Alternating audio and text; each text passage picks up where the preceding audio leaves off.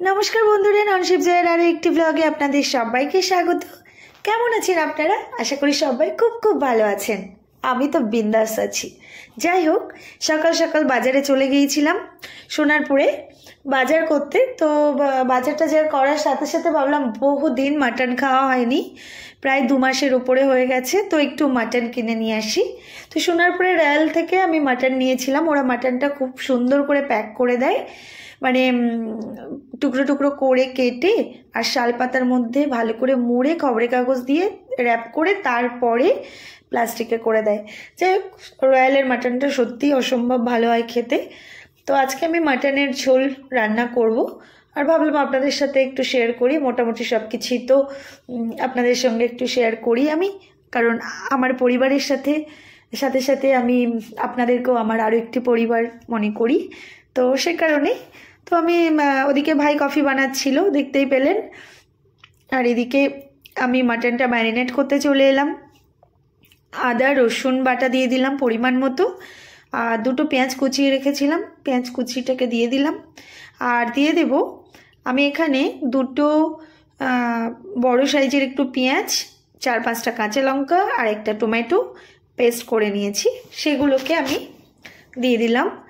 আর দিয়ে দেব পরিমাণ মতন হলুদ গুঁড়ো।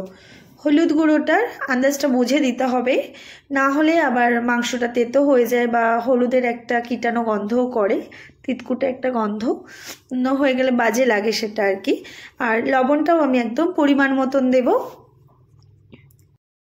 আর দিয়ে দেব জিরে গুঁড়ো, একদমই আন্দাজ অনুযায়ী। আমার এখানে 700 গ্রাম মতো মাংস ছিল।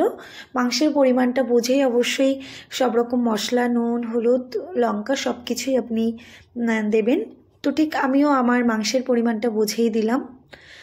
ধনে গুঁড়ো আর জিরে গুঁড়ো দিয়ে দেওয়ার পর এবারে দিয়ে দেব বেশ কিছুটা পরিমাণে সর্ষের তেল দিয়ে আর একটু গরম মশলা দিয়ে দিলাম। গরম মশলা গুঁড়ো দিয়ে পুরো মাংসটাকে সুন্দর করে ম্যারিনেট করে রেখে দেব। একটু খুব সুন্দর করে মাখিয়ে মাখিয়ে মাখিয়ে মাখিয়ে নিয়ে রেখে দেব। আমি একটা এয়ারটাইট কন্টেনারে ভরে আমি ফ্রিজ আপ করে রেখে দেব। আমি সকালবেলা আর কি মাংসটাকে ম্যারিনেট করেছি, দিয়ে আমি সন্ধ্যাবেলা রান্না করব তার জন্য। তবে মাংসটা এভাবে আপনি ইনস্ট্যান্টও রান্না করতে পারেন, যখনই হয়তো ম্যারিনেট করলেন তখনই রান্না করলেন, কোনো অসুবিধা নেই। তবে হ্যাঁ, ম্যারিনেট করে রেখে দিলে মশলাটা খুব ভালো মাংসের মধ্যে ঢুকে যায়, আর একটু অন্যরকম লাগে, বেশ অন্যরকম একটা ভালো লাগা থাকেই অবশ্যই। তো যাই হোক, এবার সন্ধ্যাবেলা আমি রান্না করতে চলে এলাম, ফ্রিজ থেকে কন্টেনারটা বের করে নিলাম, নিয়ে এই যে মাংসটা পুরো জমে গেছে, যখন কড়াইয়ে দেবো তখন বুঝতেই পারবেন। আর এদিকে কড়াই আমার বসিয়েও দিয়েছি, এই যে কড়াইটা বসিয়েও দিয়েছি। কড়াই গরম হওয়া পর্যন্ত আমি একটু অপেক্ষা করব। আর তার কড়াইয়ের মধ্যে দিয়ে দেব একটু সামান্য অল্প পরিমাণে তেল দেব, কারণ আমি ম্যারিনেট করার সময় অনেকটাই তেল দিয়েছিলাম, তো সে কারণে আমি এখন একটু অল্প তেলই দেব। তো আপনিও ঠিক আপনার তেলের পরিমাণটা অবশ্যই বুঝে দেবেন, তেলটা কতটুকু বা কেমন পরিমাণে খাবেন সম্পূর্ণ আপনার ব্যাপার। যাই হোক, আমি অল্প তেল দিয়ে দিলাম, দিয়ে তেলের মধ্যে 2-3টে তেজপাতা, গোটা তেজপাতা দিয়ে দিলাম, দিয়ে এবার মাংসগুলোকে কড়াইয়ের মধ্যে দিয়ে এইবারে পুরো রান্না করার পালা। আমি এখানে আর কোনো কিছুই অ্যাড করব না। মাংসটাকে পুরো সময় নিয়ে নিয়ে মানে প্রায় 1 ঘন্টার ওপরে সময় নিয়ে পুরো রান্নাটা করতে হবে। মিডিয়াম ফ্লেমে রেখে, মানে পুরো আঁচ কমিয়ে রেখে গোটা মাংসটা রান্না করতে হবে। আর এভাবে রান্না করলে সত্যি অসম্ভব ভালো খেতে হয়, অসম্ভব ভালো খেতে হয়। মাটনটা একবার অবশ্যই আপনি এভাবে ট্রাই করে দেখবেন। যদি ভালো না হয় তখন কিন্তু আমাকেই বলবেন যে সত্যিই ভালো হয়নি বা কিছু, আর ভালো হলে কিন্তু আরও বেশি ভালো কমেন্ট করা চাই। যাই হোক, আমি একটু সময় নিয়ে গোটা রান্নাটা করব। এই রান্নাটা হয়ে গেলেই আজকে একটু যাব হচ্ছে বাজার করতে। মুদিখানার বাজার শেষ হয়ে গেছে, তো বাজারটা করতে যেতে হবে।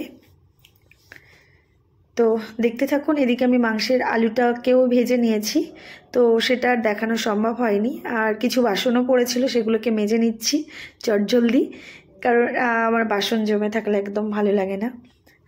আমি যতটা পারি মোটামুটি ক্লিয়ার করে রাখতে। তো যাই হোক, আমি যেহেতু মাংসটা রান্না করতে প্রায় 1 ঘন্টার ওপরে টাইম লাগবে, তো সে কারণেই মোটামুটি বাদবাকি সব কাজগুলো এইভাবে চাপিয়ে দিয়ে অনেক কাজ করা যায়। ওদিকে ভাতও বসিয়ে দিয়েছি, মাংসটা থেকে দেখুন তেল ছেড়ে দিয়েছি, তবু অনেকটা সময় ধরে ধরে কষাতে হবে। আর এতদিন অনেক রান্নাঘর থেকেই আমি আর কি ভিডিও করেছি, কারণ আমি তখন রেন্টে থাকতাম, আর এটা আমার নিজের বাড়ি।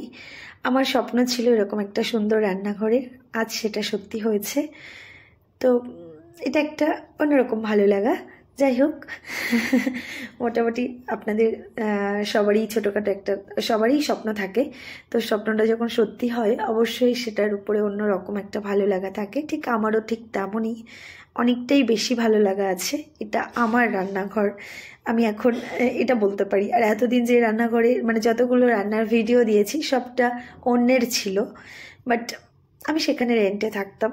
তো যাই হোক, মাংসের আলু আমার ভাজা হয়ে গেছিলো, আমি বললাম দেখাতে পারিনি।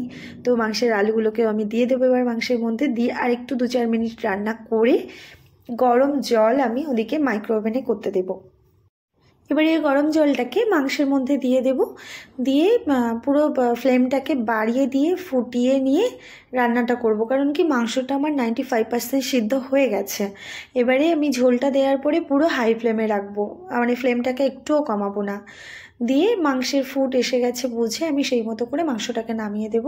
তো সেটা আমি আর দেখাতে পারিনি, না মাংসটা আমার হয়েই গেছে। আর এভাবে রান্না করে কিন্তু আমাকে অবশ্যই জানাতে হবে এরকম একটা রেসিপি ফলো করে যে কেমন লাগলো। আমরা বেরিয়ে পড়লাম বাজার করতে। তো ঢালাই ব্রিজের জ্যামে আটকে আছি। আমাদের ব্যস্ততম কলকাতার এরকম রূপ আমরা দেখেই থাকি সর্বদা, কিছু করার নেই। তবে ঢালাই ব্রিজের জ্যামটা বড্ড বাজে একটা জ্যাম হয়, মানে সিগন্যালটা এরকম রাস্তাটা বেঁকে চুড়ে আছে না, মানে জ্যামটা বড্ড বেশি হয়ে যায়।